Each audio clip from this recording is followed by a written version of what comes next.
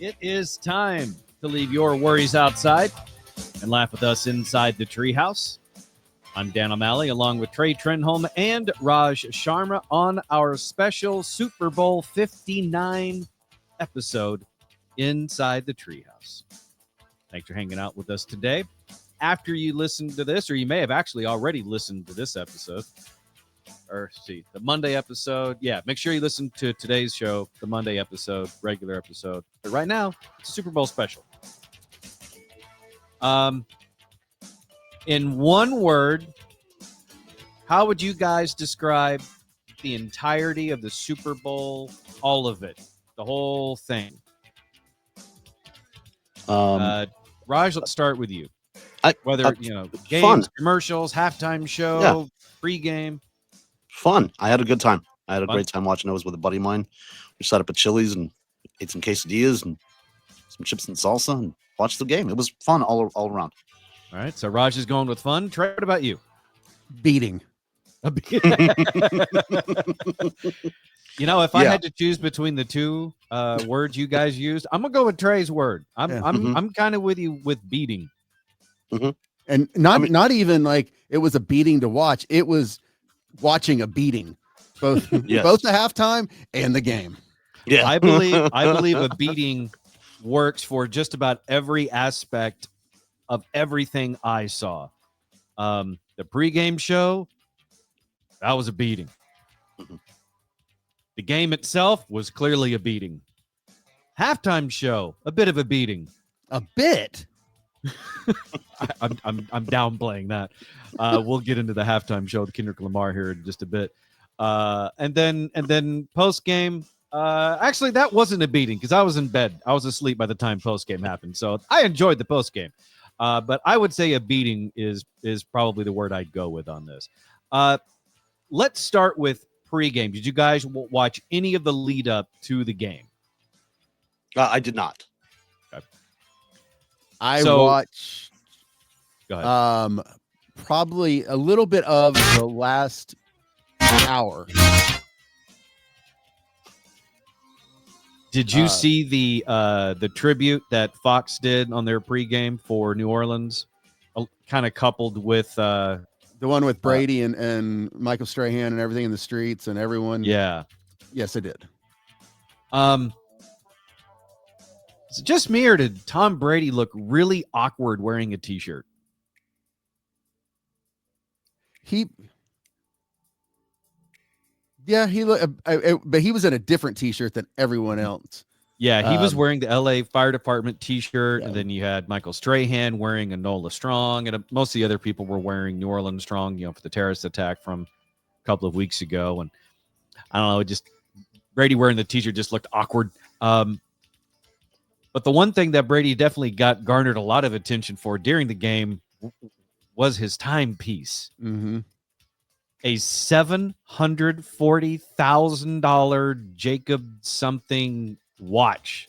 Jacob that Sons. Was super blingy on his wrist during the game. It's more than most people's houses that he was just, occasionally checking the time on. What'd you say, Raj, about it? Jacob and Son. Jacob and jeweler Son. Jeweler out of New York. Used to do a lot of the big like boxers and hip hop guys and NFL guys, and I never pegged Brady to be one of those guys that's like flashy. Mm-hmm. But I'm like, you know what? All that money, and Giselle just had a baby with some Krav Maga instructor. I'm like, you know what? Spend a little on yourself, bud. go Treat yourself, buddy. A new watch would be nice to go with the new face. Yeah, that face is weird. That was the uncomfortable. I didn't think he looked awkward in T-shirt. I was like, his face doesn't go with his body. Well, it's especially weird when they show Brady in the booth, and then they cut to his first Super Bowl win when you see his original face. Mm-hmm. And he's putting his hands to his head after they won, like, oh my God, I can't believe we won. Just imagine how surprised you're going to be in like 20 years, young Tom, when you see the face you're going to have. And I don't think he does any like plastic surgery per se. It's just his diet is super weird. No, that's plastic surgery. I'm with Raj. I don't think that's plastic surgery. I think he has just taken honestly, I think he's taken the diet a little too far. Too far, yeah. And he needs to put on about 5 pounds. Yeah, 5-10 pounds easy. Like he said that his when face has been restructured. You can he's got the lines now. That's just from it's not. No, he has no fat. Weight. He has no fat. He's 0%. Like he's almost 0% body fat. He doesn't eat anything that's like red, orange, yellow. Yeah, he won't eat strawberries. Like his cheat meal. He's admitted to this. His cheat meal is 1 chicken wing. That's his cheat meal. He's like, when I splurge, I'll have a chicken wing on Sunday. And they're like a basket of chicken wings. It's like, no, just 1. And that's what he cheats on. So, I mean, you have to imagine what he consumes. He still wants to play football. Like, people see him in the booth and they're like, how exciting is this? And he does great now. He started off a little rocky, but you can tell he's like, I got another 2 years left. I think most professional athletes will always feel that way. Yeah. Yeah. I think the only thing he's really had worked on is his hairline. Yeah. That looked weird too. Like he might've had some like a little hair transplant. Yeah. I think he went over to Turkey. That's the place to go apparently. Yep. I mean, I thought, go ahead. Yeah. No, I was going to say, I just thought he, like Trey said, I was like, that's not work. That's just his diet has gone way too far. And I don't think he sees it. I think his face has had work, but just do yourself a favor. Google a side-by-side photo of, young Tom versus last night Tom. I think maybe there's been some HGH in the mix, but like I said, I don't think he's had work. All right. Do you want him to have had work? Like, is that what it is? To me, it's so obvious that he's had work. Like his cheeks, like he's got like some fillers. Like, to me, it just looks like he's had work done. I mean, I've seen enough Kardashian faces over the years that I can see the transformation. It's like, come on. I will just say, like, his face looked dehydrated and emaciated. Like that's what he looks like to me. Like he doesn't look. I mean, he's super healthy. I mean, I get it. Like he's super clean and everything's organic and he's super healthy. But you can take that too far, and I've seen it, especially in LA. I've seen like actresses and actors that are rehearsing for a role, and getting in shape, and it just goes too far. Yeah, I would say, and this is just my perspective, if your idea of a cheat meal is 1 chicken wing, that's a bit extreme. But if it makes you happy, then all right then. I'll tell you exactly what he reminds me of. When Matthew McConaughey played, I cannot think the Dallas Buyers. Yes. When he got that. I was going to say the same thing. That's what Tom Brady reminds me of, is how thin McConaughey got for that role. For Dallas Buyers Club, yeah. Yeah, I was going to say the exact same thing. That's what he reminded me of. And then I was going to bring up the fact that, like, how great was Matthew McConaughey as Ditka in the commercial? That was good. Yeah. All right, he was really good. Let's use that as the segue into the commercials, because obviously there's not a whole lot to cover in the game, but we'll talk about that in a minute. Let's talk about the commercials. According to USA Today's ad meter, the number 1 spot, according to people who were voting on it, was the Budweiser Clydesdale return to the Super Bowl with their first delivery. That's the title of the commercial, where the young Clydesdale said, "No, you're too young, little guy." And the 1 barrel of 1 keg of beer falls off, and then he takes it into town on his first delivery. And it was super sweet and adorable. And that was your number 1 spot out of the Super Bowl. Favorite spot last night, Trey? I can't even think of the brand, but it was Eugene Levy's eyebrows. Little Caesars. Yeah, that was it. That was one of my early favorites. And then the Pringles commercial came a little bit later and had a similar ad, but with mustaches instead of eyebrows. And I couldn't help but wonder, it's like, what's with all the flying facial hair spots in the Super Bowl? Yeah. But Eugene Levy's eyebrows flying around, that was really funny.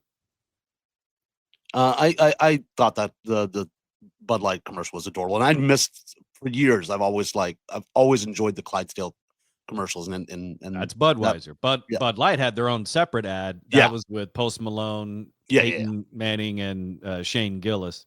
Yes, but I like the McConaughey one. I don't even know what brand what brand was that, but that was good. And then When Harry Met Sally, Meg Ryan, Billy Crystal reboot. Speaking of plastic surgery phases. Yeah. Mm-hmm.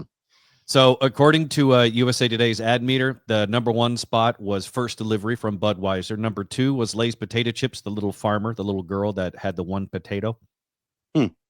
Number 3, Michelob Ultra's spot, the Ultra Hustle with Catherine O'Hara and Willem Dafoe. Hustling people at pickleball. I didn't see this one during the game, but I saw it today. The Stella Artois commercial with David Beckham and his long lost twin brother Matt Damon. That was followed by the NFL Someday spot. That was sort of like the uplifting spot. That's where the NFL show that they 50,000 community children's charities something. Followed by NFL Flag 50, the girls flag football thing. Then number 7, Bud Light, Big Men on Cul-de-sac. The Uber Eats Century of Cravings. That's where he had all the different Super Bowl commercials from years past, and one, including the puppy monkey baby making a reappearance. Number 9 was the Hellman's Mayo, when Sally met Hellman's. Pfizer's Knockout Cancer spot rounds out the top 10. Close to the some of my other favorites, the Jeep commercial with Harrison Ford. I love that. That came in number 12 according to USA Today. Especially when he said, "I love this Jeep, even though my last name's Ford." And I also really loved the Ram Trucks commercial with Glenn Powell. Now, granted, I saw a longer version of that on social media earlier in the day, as opposed to the one that aired during the game. I still like the one during the game. And then a case of the Mondays from Coors Light. I thought that was pretty clever. Yeah. And some of them, my biggest problem is the ones I enjoyed most were the ones I hadn't seen on social media. If there's one thing I wish we could go back to, is no matter the game, how bad or good the game is, the fact that you watched the Super Bowl because you wanted to see the commercials. Yeah. And now that they release them ahead of time, it really takes some of the magic away. It takes some of the magic away, and it takes some of the punch away from the spots during the game. Although I didn't see this one before on social media in lead up to the game, but the Tick Pick commercial I think was my favorite. And that didn't even make USA Today's because I don't know if that commercial was during the game. I saw it before the game. That was where he had the 3 ladies on the golf course, and the old lady's holding her phone up to her friend, going, "Oh, I got a new boyfriend." And the lady teeing off goes, "So what is this?" She's like, "Oh, my boyfriend sent me a tick pic." And she's like, "What'd you say?" I think they do it, and this is just my theory, is to generate like views on social media, which also makes them money because you want to offset a little of that $8 million 30-second ad cost. And I'm with Trey. I think you can still get it if you wait to release the spot until after it's aired. Because I think you can still get that the day after. You can still get all those social views and things like that the day after. If it's good. That they're in, like, if it's good, yes. But speaking of that, so if it's good, so what was your least favorite? Mine's easy. Least favorite Super Bowl spot. Mine was the Tubi fleshy cowboy hat guy. Or fleshy cowboy hat head guy. That was just ugh. Or wait, no. There was, I forgot what the one with the disembodied tongue. That freaked me out. Okay. I didn't like during the commercial breaks, I was just talking with my buddy. And we had just made friends with people around the bar because we're sitting in the bar area at Chili. So I really didn't catch a lot of them. The stuff I'd seen before, but the Ditka one, like I said, was the one I saw as the Super Bowl was going, but I don't think I had a least favorite commercial. I wasn't really paying attention that much. My least favorite, and it sounds bad for saying this, and just because it's been on social media and they played it a lot, but the Snoop Dogg, Tom Brady yelling at each other. It's a good message. They could have found someone better than Tom Brady. I don't know why that one just, like I said, good message, but I mean, you could have found someone to face off with Snoop. I mean, I guess if you wanted a white person, That other than someone from the top of Everest, Tom Brady does fit the bill.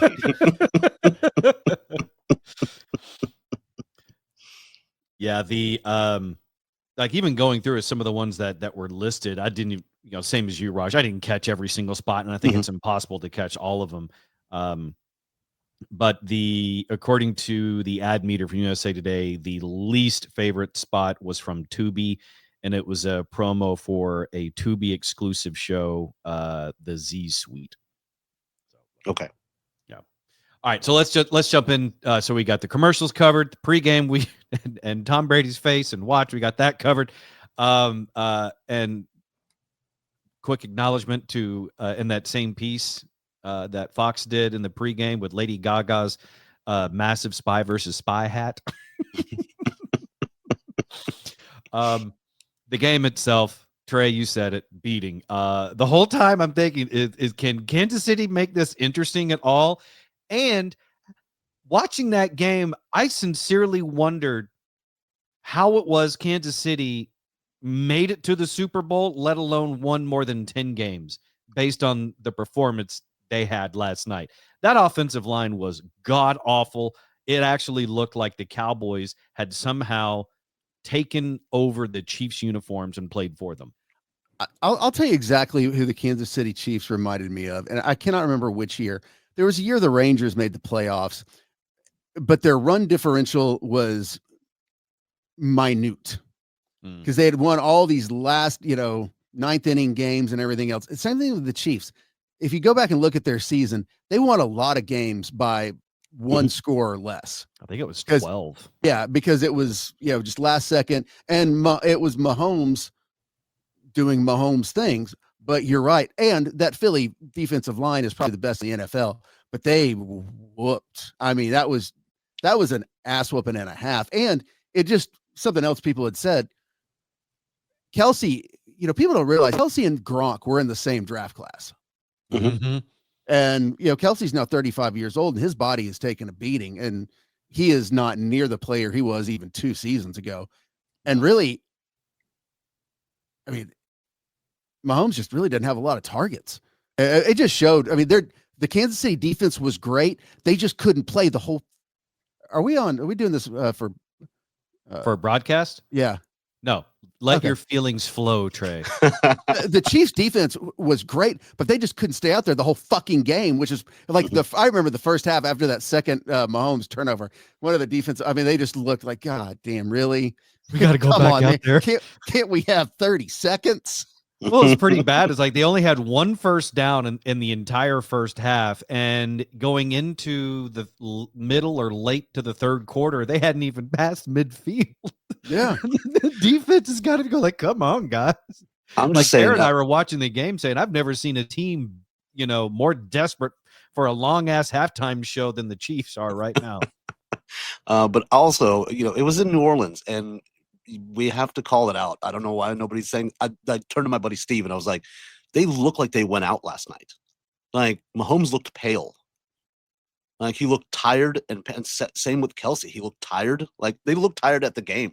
Like they just looked like they weren't there. Like they went and got fucked up the night before. No, I don't even in New Orleans. I think it's too much press. I think there's no way they could gotten around. I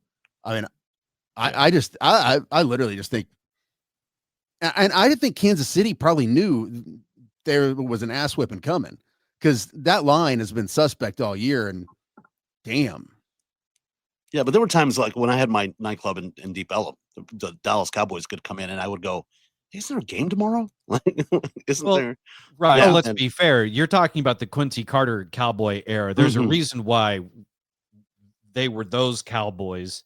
And we're talking about these Chiefs. But I hate to say that. How long ago was that? 15, 20 years ago? Mm-hmm.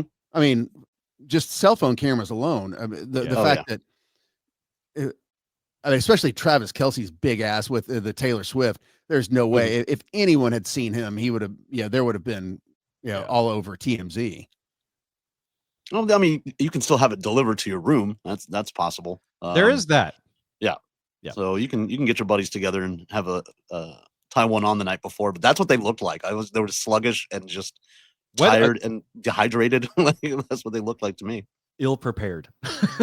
Very, yeah.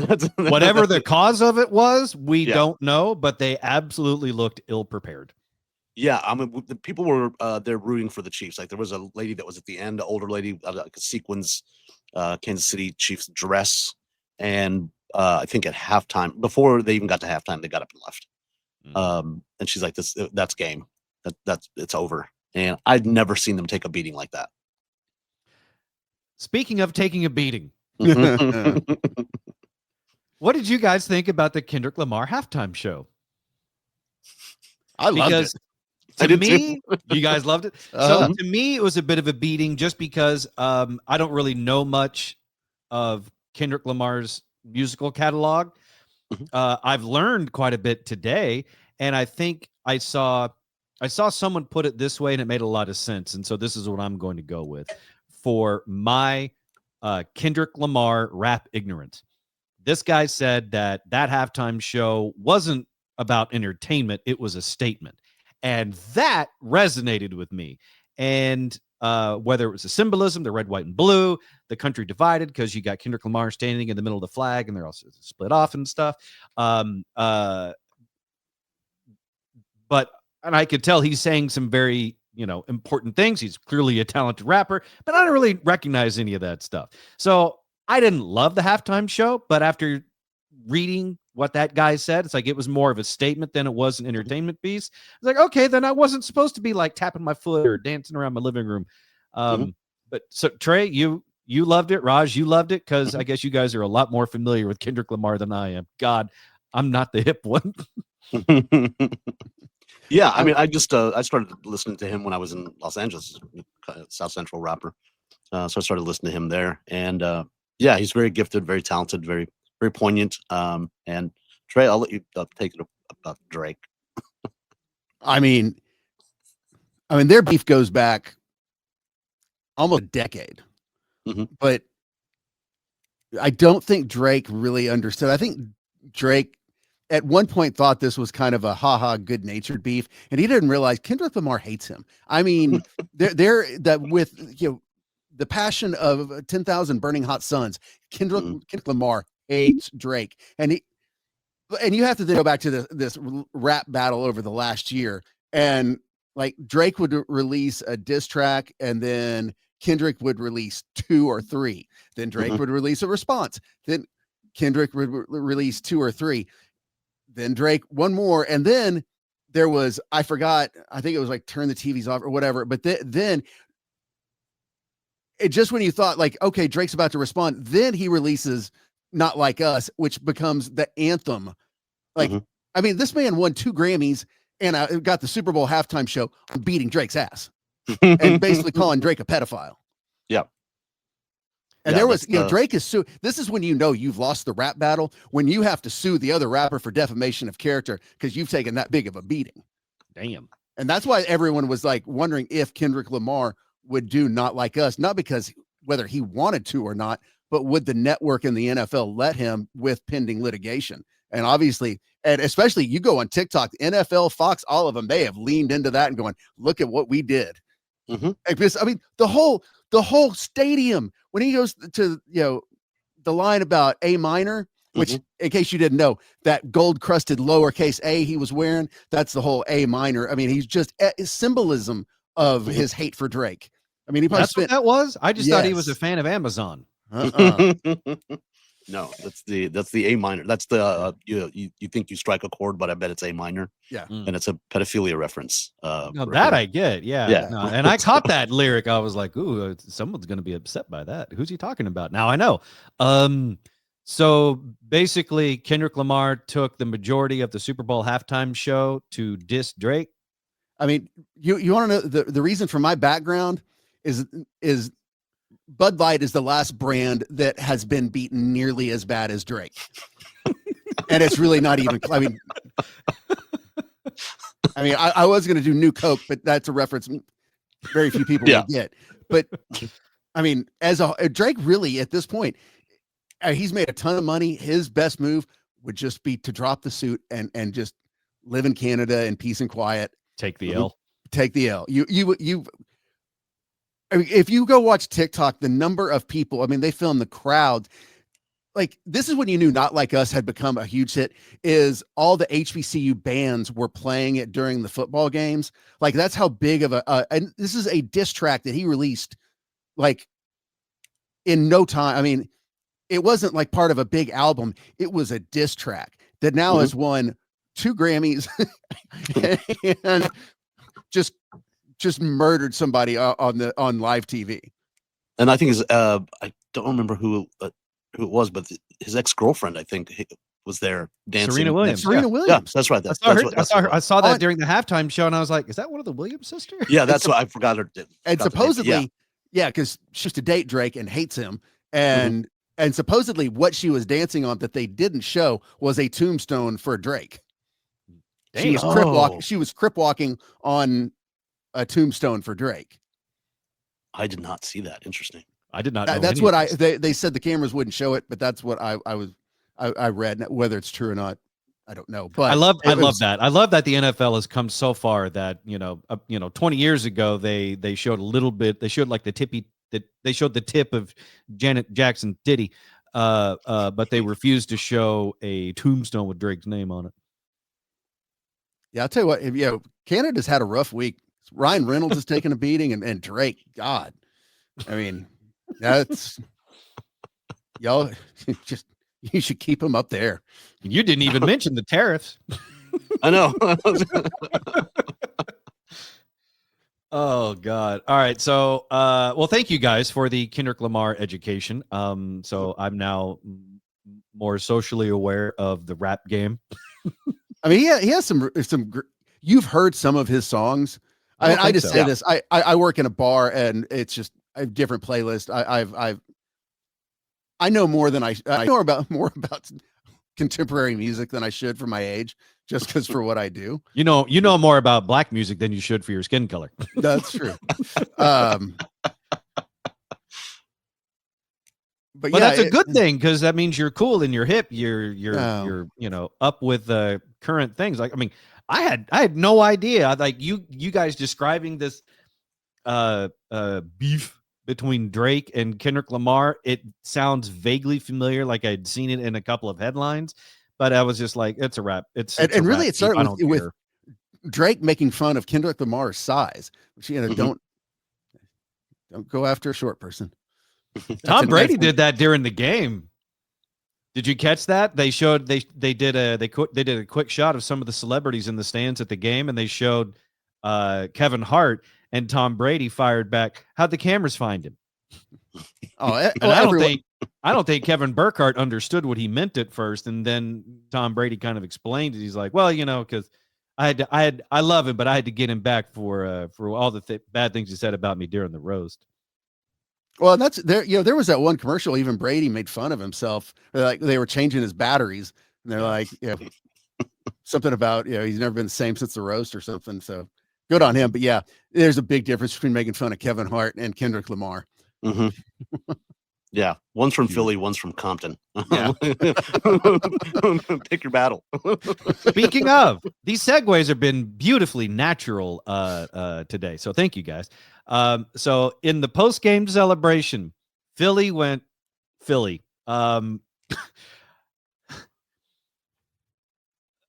Jesus. I was really hopeful that I'd wake up today and not see a bunch of, asinine activity from Eagles fans. And, I was, I think exactly that look on your face, Trey. I was silly to expect more out of them. So I wake up this morning, I'm clicking through, and Philly fans at the game, when they showed Taylor Swift on the Jumbotron, they start the "fuck you Taylor Swift" chant, or they start booing her. Mm-hmm. And then after the game, they're doing the same thing. After the game, they've won. They've won in a Super Bowl blowout. They're super happy. What do they start doing? They start "fuck Taylor Swift" chants. It's like, you won. Why are you wasting your time talking about that? And then, to make matters worse, Philly fans burned Kermit the Frog.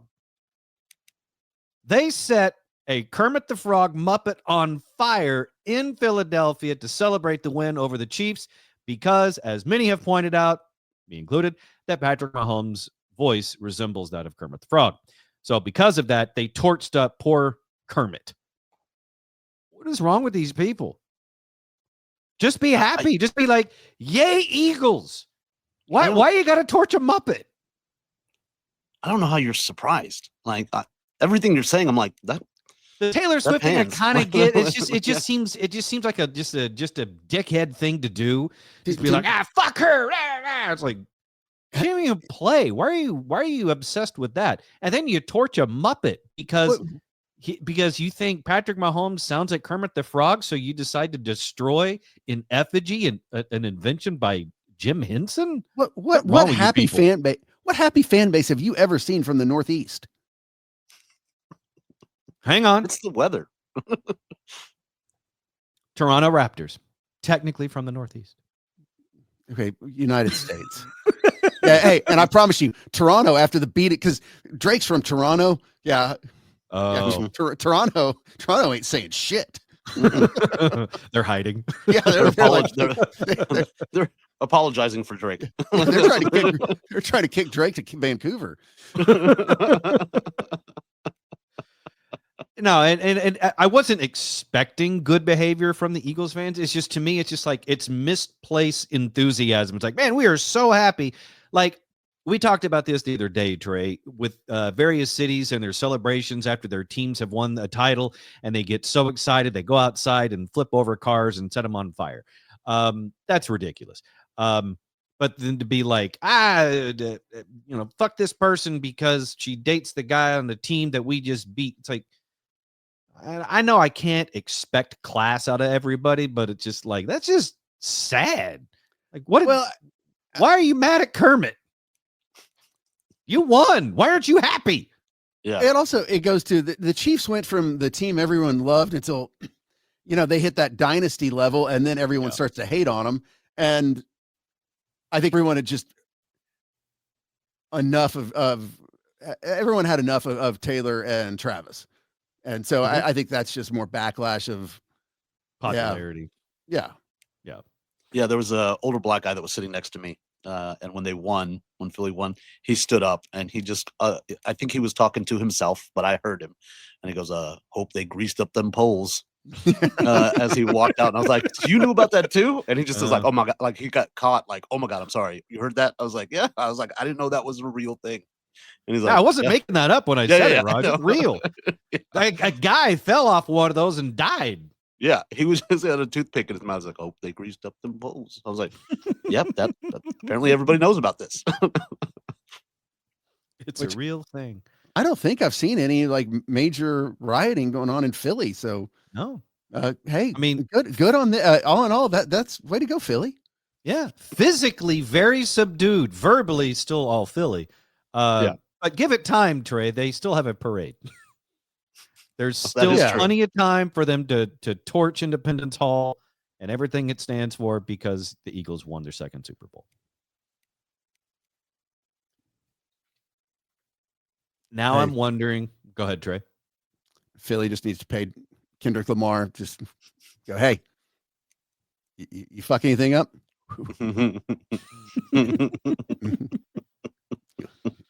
Might as well join Drake. Oh my God. All right, so Super Bowl 59 in the books. Real quick, did you guys know that there is a Super Bowl logo conspiracy? I did not. I didn't know it until this morning.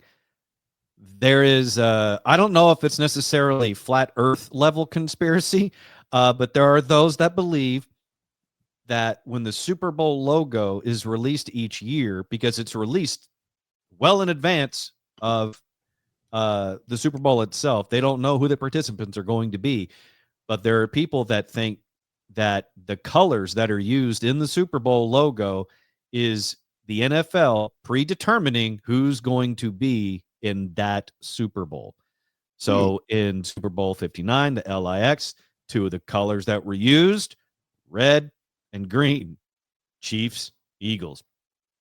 And when they go back through and look at the various Super Bowl logos, they can see, oh, yeah, like Super Bowl 30.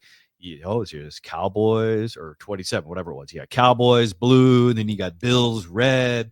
Then you had like the Bengals and the Rams Super Bowl. There was orange and there was yellow. There are people that truly believe the Super Bowl logo, it's the NFL showing people who the teams are going to be and that it's all fixed.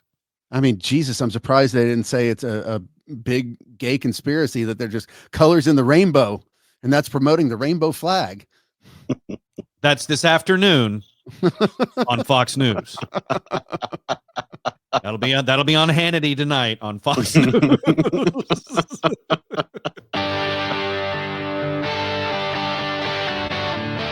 All right, that's our Super Bowl 59 Treehouse special. Thanks for hanging out with us inside the Treehouse. Be sure to catch the Monday show and, of course, all the shows inside the Treehouse, including the Tuesday show that will be dropping tomorrow.